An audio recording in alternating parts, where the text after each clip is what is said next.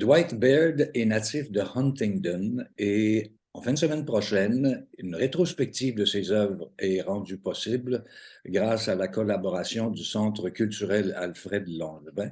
Dwight, bonjour et bienvenue. Bonjour. Bonjour. Il faut dire que Dwight, dans un premier temps, est un artiste qui est reconnu internationalement. Il a même une galerie à Brooklyn qui représente ses œuvres et c'est un travail très méticuleux que Dwight effectue. Et pendant les quelques minutes que vont durer cet entretien, on va voir plusieurs des œuvres de Dwight, qui est un artiste exceptionnel. Alors, Dwight, comment, 45 ans plus tard, quand on est de Huntingdon et qu'on retourne chez soi pour exposer ses œuvres, quel est le sentiment qui se dégage de Dwight Baird? J'avoue que c'est vraiment étrange. Mais cette fois ici, écoute, je suis déjà retourné souvent à Huntingdon pour faire des expositions. J'ai beaucoup d'amis, là. J'ai gardé beaucoup, j'ai vraiment la chance de garder beaucoup d'amis.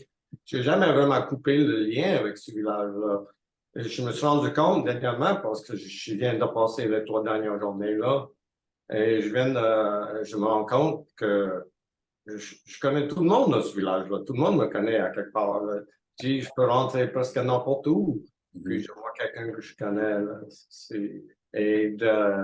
Ça fait chaud au cœur là, de retourner puis de savoir que tu es quand même entouré par beaucoup de gens que tu as connus pendant ta jeunesse. Ça sera une fin de semaine assez spéciale, je crois. Donc, c'est pas la première exposition que vous faites à Huntington. Puis là, j'en ai fait beaucoup quand j'étais jeune.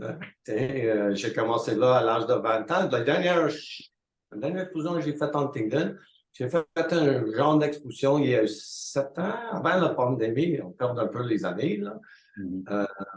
Mais avant ça, j'ai fait une à cette centre culturel, mais ça fait 16 ans. J'avais fait un genre de mini-exposition, mais celui-là, c'est vraiment...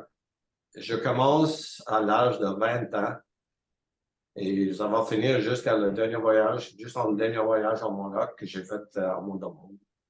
Donc, vous avez beaucoup voyagé. C'est ce qui vous a, j'imagine, beaucoup inspiré aussi pour vos peintures. En fin de compte, je me trouve tellement chanceux parce que ce que je faisais dans ma vie, c'est vraiment voyager et peindre. Et j'ai eu de la chance que j'étais capable plus ou moins de vendre mes tableaux que j'ai fait en voyage. J'ai commencé à 25 ans, j'ai parti pour l'Europe. J'ai passé 2 ans là. Et puis j'ai fait comme première année, j'ai fait 45 tableaux, je crois. La deuxième année, quand je suis retourné, j'ai fait un autre 40 tableaux. Puis depuis ce temps-là, on dirait que, bon, je continue quand même. Mais là, un peu par hasard, j'ai commencé d'aller à Cuba il y a 20 ans. Et là, ça m'a beaucoup inspiré, aller à La Havane. Et, ben, dans le fond, j'ai fini par parcourir toute l'île. Mais là, à Cuba, j'essaie de calculer parce que je suis allé un mois. Et puis, j'essaie de calculer combien de fois je suis allé à Cuba. Mais je pense que je suis allé comme plus que 20 fois. Et c'est tout le monde. J'aurais dû aller 10 fois à La Havane. Ça, c'est sûr. Donc, je suis allé cette fois ici pour trouver un sujet pour un grand tableau que je voulais faire pour l'exposition. Ça a beaucoup changé, La Havane, depuis les premières fois que je suis allé là. Dwight, on vient de voir quelques images d'hiver. On en sort de l'hiver, alors je trouverais ça important de montrer qu'on travaille en fonction de ton rapport avec les saisons. Et l'hiver te donne l'occasion de travailler beaucoup sur des blancs, des atmosphères d'hiver. J'aimerais que tu m'en parles un petit peu. Alors, effectivement, j'avoue que depuis les dernières 20 ans, c'est comme un peu, je divise mon temps. On fait des scènes de Montréal et des scènes de Cuba. Et vous avez très raison, les tableaux de Montréal, c'est des tableaux qui sont remplis d'émotions. C'est vraiment le mood, c'est vraiment moody, c'est un peu gris, c'est tranquille. Ça dégage quand même une certaine solitude. Par contre, les tableaux de Cuba, ben, la plupart, c'est la vie, c'est le soleil, c'est une autre ambiance complètement. Fait que c'est vraiment... c'est un peu bizarre qu'à la fin de toutes ces années-là, je me retrouve principalement dans ces deux places-là. Ces deux, évidemment, sont complètement opposés. Tout est complètement différent. Mais en fin de compte, ça m'a... En autant que j'aime faire des tableaux de Montréal, en autant que j'aime ça retourner à Cuba pour faire des tableaux au soleil. Mais Cuba, c'est pas la seule place, excuse-moi, Sylvie, c'est pas la seule place où tu as travaillé.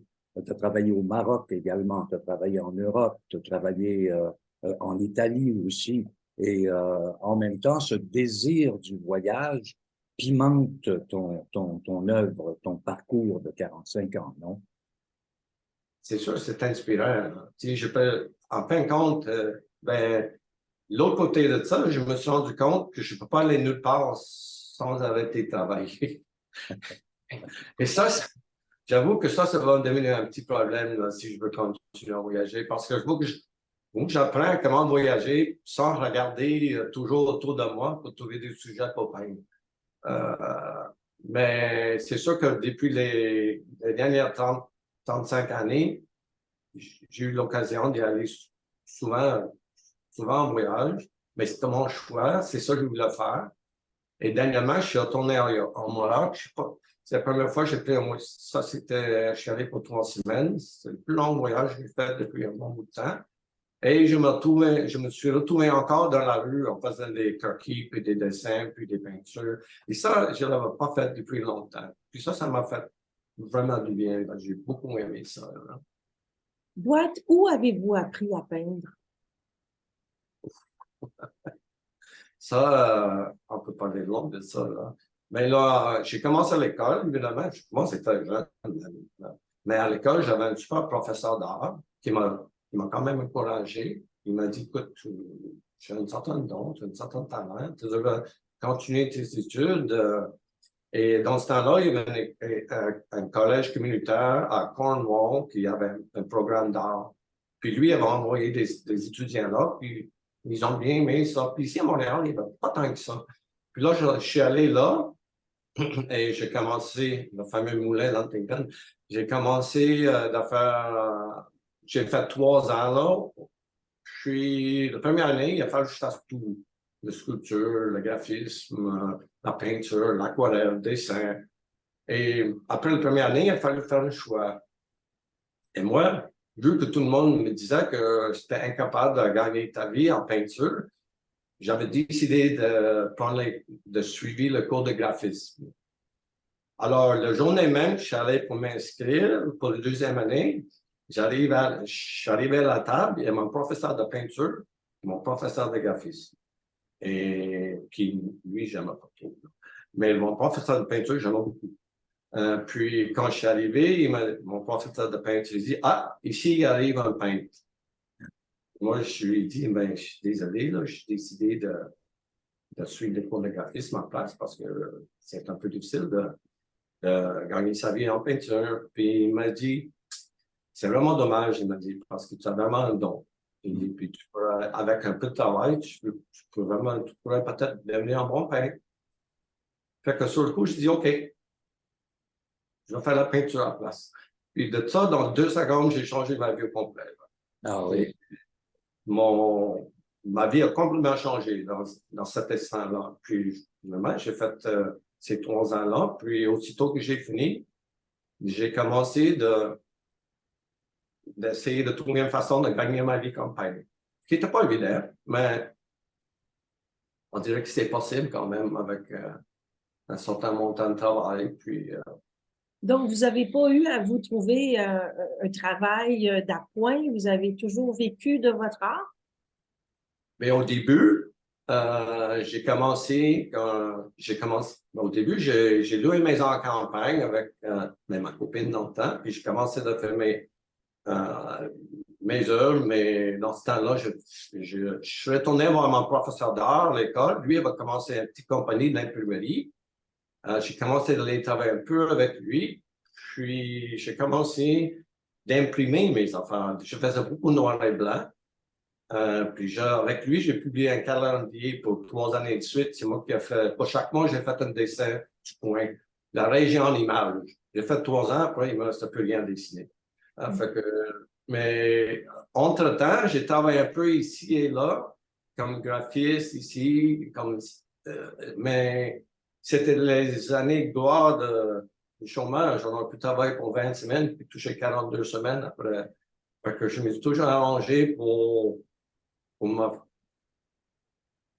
m'arrêter de travailler. Et même pendant ce temps-là, je travaillais autant que je travaillais quelque part, je travaillais à la maison. J'avais presse à la maison, j'ai imprimé. J'ai commencé de. Déjà, c'est drôle de penser à ça, mais à 20 ans, j'ai commencé déjà de vendre, de publier, d'imprimer des affaires. Et finalement, comme 35 ans plus tard, quand j'ai commencé à faire le CD sur le baseball, qui m'a mis vraiment, voilà, qui m'a donné une certaine renommée. Mais là, j'ai fondé une compagnie d'affiches de mes affaires. Mais j'avais déjà, ça faisait 35 ans que j'ai imprimé déjà mes affaires. Est-ce que l'enseignement est un domaine qui vous intéresse aussi? Pardon? L'enseignement, est-ce que c'est un domaine qui vous intéresse aussi? Non, pas vraiment, non. J'aimerais, Dwight, qu'on parle un petit peu de ta technique. Tu privilégies l'acrylique et aussi tu aimes beaucoup travailler en aquarelle. Entre les deux, j'imagine que c'est deux approches différentes, mais parle-moi un petit peu du côté technique pour ta peinture. En fin de compte, j'ai quand même 2 techniques assez particulières, mais en fin de compte, j'ai commencé en aquarelle. Quand j'ai sorti de l'école, de mes cours, j'étais un aquarelliste. J'ai commencé à faire des aquarelles. J'ai été élu d'une association, le SCA, Société canadienne d'aquarelle, qui était fondée par Jean-Paul Ladouceur, qui travaille pour du Canada. Puis il y avait une douzaine de peintres assez bien connus. Moi, je ne connaissais pas ça. J'avais 24 ans. Je suis allé voir quelqu'un qui m'avait dit tu devais faire application pour devenir membre de cette association. Je l'ai fait. Et j'ai été accepté. C'était drôle, moi, je ne savais pas exactement c'était quoi. Et après ça, aussitôt après ça, je suis retourné en Europe. Et quand je suis revenu, je commençais à travailler un peu plus avec tous ces gens-là. Ça me donne l'occasion de connaître beaucoup d'aquarellistes et de travailler avec les galeries. Puis là, j'ai développé un certain style à travers des années. Mais à un moment donné, après que j'ai fait une certaine série sur les tableaux de nuit, j'ai commencé à trouver ça un peu redondant. Puis un peu par hasard, j'ai commencé de travailler un peu avec l'acrylique. C'est en même temps que je faisais beaucoup de modèles, de travail avec des nus de modèles. Puis j'ai commencé à faire des tableaux très coloriés, très contemporains. Puis en même temps, je suis allé à Laval pour la première fois. Et là, j'ai travaillé dans la rue. Puis quand je suis revenu, je n'ai pas travaillé mes tableaux en aquarelle. Je l'ai travaillé par-dessus en acrylique, avec une plume et l'acrylique. Et depuis ce temps-là, je n'ai pas fait aquarelle depuis ce temps-là, à part de voyager. Et j'ai commencé à travailler en acrylique. J'ai commencé à les vendre dans mes expositions. Les gens, ils rentraient, ils disaient, c'est plus bas. Je dis oui. Puis c'est à peu près à partir de ce temps-là que j'ai commencé à vendre beaucoup plus de tableaux. Et depuis ce temps-là, je fais l'acrylique depuis les 25 dernières années. Puis là aussi, j'ai commencé à développer un style entre le réalisme. Moi, c'était un peu le réalisme dans une certaine côté contemporain. Moi, je l'ai dit, je suis un illusionniste. Les gens, ils pensent que c'est sûr, c'est figuratif. Je suis un peintre figuratif. Mais les gens, ils pensent qu'ils disent toujours, c'est tellement réel et tout. Là. Mais c'est pas vrai. C'est vraiment une illusion que je le fais. Parce que je dirige l'œil où je veux que l'œil. Apprécie Où je veux qu'il s'arrête. Et ça, c'est toujours un côté très figuratif. Mais aux alentours de ça, c'est pas tellement figuratif, c'est pas tellement réaliste, mais ils ne voient pas ça. ne vois pas ça de tout, là. Mais c'est comme ça, c'est avec cette technique-là que c'est un peu mon technique maintenant que j'ai développé une certaine réputation. C'est vraiment un mélange de le réalisme, mais quelque chose d'autre que beaucoup plus, comme le tableau qui va montrer des autos. Les autos sont très réalistes, mais si vous voyez là, si vous regardez vraiment l'avant-plan, c'est pas réaliste de tout. C'est presque un tableau abstrait, le parti en bas. Et c'est comme ça que j'ai tout développé ça. Vous voyez l'avant-plan de ce tableau-là, pas tellement réaliste, là. Mais les gens, ils ont, sur le premier coup, ils vont juste regarder les autos. Et les autos sont quand même très réalistes. Ils ne voient pas en arrière. En arrière, c'est impressionniste. En avant, c'est semi-abstrait. Mais par contre, la composition est dirigée pour que vous voyez vraiment que les autos, là. Et c'est ça. Et les gens, ils disent, bon, Dieu, c'est comme en photo. C'est pas comme en photo de tout, là. Mais c'est un jeu. C'est un jeu que je fais quelque part. Et pour ceux qui ne pourraient pas se déplacer à Huntington, où peut-on voir vos œuvres? Je veux dire en ligne ou en personne? En ligne ou en personne? En personne, j'ai travaillé avec une galerie à Westmount, sur Sherbrooke, une petite galerie, mais je savais que 30 ans, 35 ans maintenant. Galerie, Campbell Gallery. Chez Campbell, eux, ils comprennent beaucoup, ils comprennent très bien mon travail, là. Ça n'a jamais été un grand. Pour moi, la galerie, c'est pas la route que j'aurais pu prendre parce que ça me prenait trop longtemps à faire des tableaux. Puis je ne faisais pas des sujets aussi. Là. Fait que là, j'ai toujours des tableaux là, pas maintenant, parce que c'est en tout Huntington. Puis en ligne, c'est sûr que j'ai un site web et j'ai vraiment une page Facebook que j'ai développé un peu comme plus que mon site, en fin de compte. Ça a commencé pendant la pandémie. Oui. Mais je dirais que faut aller faire un tour aussi sur dwightbaird.com pour découvrir l'ensemble de ton travail qui est remarquable, Dwight Baird.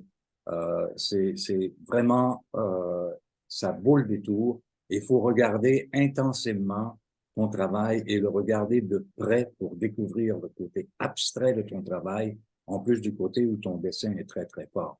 Dwight, je rappelle que c'est à la salle culturelle Alfred Langevin à Huntingdon. Ça commence en fin de semaine et à toutes les fins de semaine jusqu'au 21 mai, on pourra voir ton travail. C'est ça?